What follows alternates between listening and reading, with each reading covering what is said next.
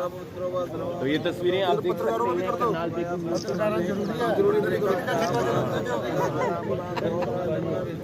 खबर यही बढ़ेगी, पत्रकारों को भी छिटा दिया है।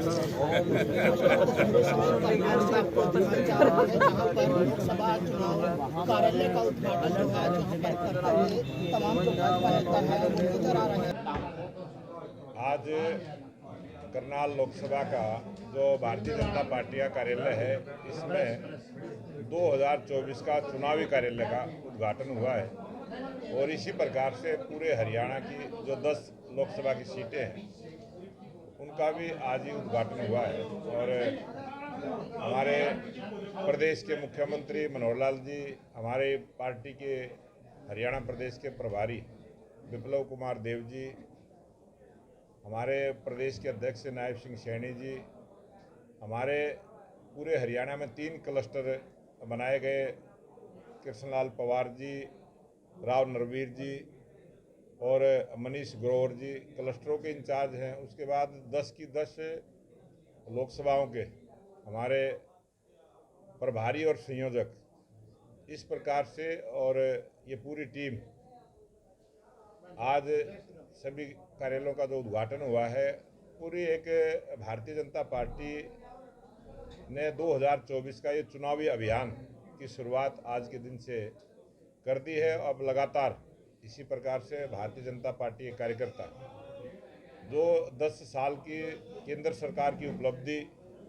जन कल्याण के कार्य और डबल इंजन की सरकार जो हरियाणा प्रदेश में मुख्यमंत्री मनोहर लाल जी के नेतृत्व में 9.5 वर्षों में जो विकास के काम हुए हैं, उन सबको जन तक बताने का, लोगों के बीच में जाने का कार्यकर्ताओं को आज आह्वान किया है। और आज से ही हमारे कार्यकर्ता इस काम में जुटेंगे। योजनाबद्ध तरीके से बहुत सारे संपर्क के कार्यक्रम पार्टी के भी चलेंगे, जिस प्रकार से जब चलेंगे समय समय पर आप सबको मीडिया के माध्यम से सारी चीज़ें हम जनता को भी बताने का प्रयास करेंगे। सर, गठबंधन और आपको भी बताने का प्रयास। गठबंधन है तो ऐसे में आप कितनी सीटों पर लड़ रहे हैं, जेजेपी कितनी सीटों पर लड़ रही है, या तैयारी सभी की हो रही है? आपने अभी देखा है कि 10 की 10 लोकसभा की सीटें भारतीय जनता पार्टी ने 10 की 10 सीटों पर कमल का फूल उम्मीदवार के रूप में दिया है।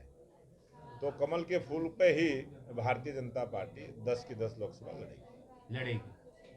और जेजेपी जो है जीटी रोड बेल्ट को साधने की कोशिश कर रही है, तो दिल्ली भी रही है, गठबंधन में करनाल विधानसभा। ये आप उस पार्टी के नेताओं से प्रश्न करना, मेरे से प्रश्न भारतीय जनता पार्टी का करो, और वो पार्टी क्या करेगी वो तो उस पार्टी के नेता बताएंगे। इस समय हरियाणा की राजनीति काफी गर्म है। भूपेंद्र सिंह हुड्डा को लगातार ईडी का सम्मन आ रहा है, वो जा रहे हैं। विपक्ष कह रहा है कि ईडी के जरिए आप दबाव बनाने का प्रयास कर रहे हैं। ये ईडी जब केंद्र में और स्टेट में कांग्रेस की सरकारें थी, ये ईडी डिपार्टमेंट तब भी था, तब भी ये इसी प्रकार से काम करता था। तब भी कोई गलत काम अगर करता था उसकी जांच करने का ईडी काम करती रही है। और उस प्रकार से जिन लोगों ने गलत काम किया है वो आज भी जांच कर रही है। फर्क इतना है कि अब वो उसमें शामिल हुए हैं जांच में, तो वो चिल्ला रहे हैं। बाकी ईडी एक स्वतंत्र एजेंसी है और वो काम करती रहती है, वो काम कर भी रही है। कोई अकेले हरियाणा में नहीं, ये पूरे देश में ईडी काम कर रही है। आज जिस प्रकार से 5 स्टेटों के चुनाव हुए, उसका जो रिजल्ट आया, उस रिजल्ट के आधार पर और जनता की जो भावनाएं, जनता के बीच में जब भारतीय जनता पार्टी के नेता जाते हैं, जिस प्रकार का रिस्पांस जनता से मिलता है, आज कोई मुकाबला किसी पार्टी से नहीं है। एक तरफा भारतीय जनता पार्टी नरेंद्र मोदी जी के पूरे विश्वास के साथ पूरे देश की जनता, ये 2024 का जो चुनाव होगा बहुत ऐतिहासिक चुनाव होगा। इस चुनाव में आप बहुत सारा, जिसका अनुमान किसी को भी नहीं है, उस प्रकार का रिजल्ट जनता देगी। और बहुत बड़ी ताकत के साथ जो भारत का गौरव बढ़ाने का काम देश के लोकप्रिय प्रधानमंत्री जी ने किया है, पूरे मन के साथ 140 करोड़ की जनता मोदी जी को आशीर्वाद दे। बड़ोली जी, एक सवाल, आप महामंत्री भी हैं, आप विधायक भी हैं। महामंत्री का पद काफी संगठन में बड़ा होता है। इस बार हरियाणा विधानसभा का चुनाव मोदी जी की गारंटी पर होगा या मनोहर लाल के चेहरे पर होगा?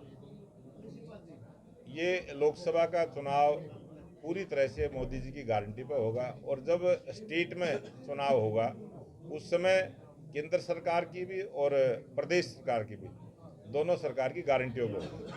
सर, कांग्रेस प्रदेश अध्यक्ष कह रहे हैं कि इस बार हम इनके पन्ना प्रमुखों के पन्ने फाड़ देंगे इलेक्शन में।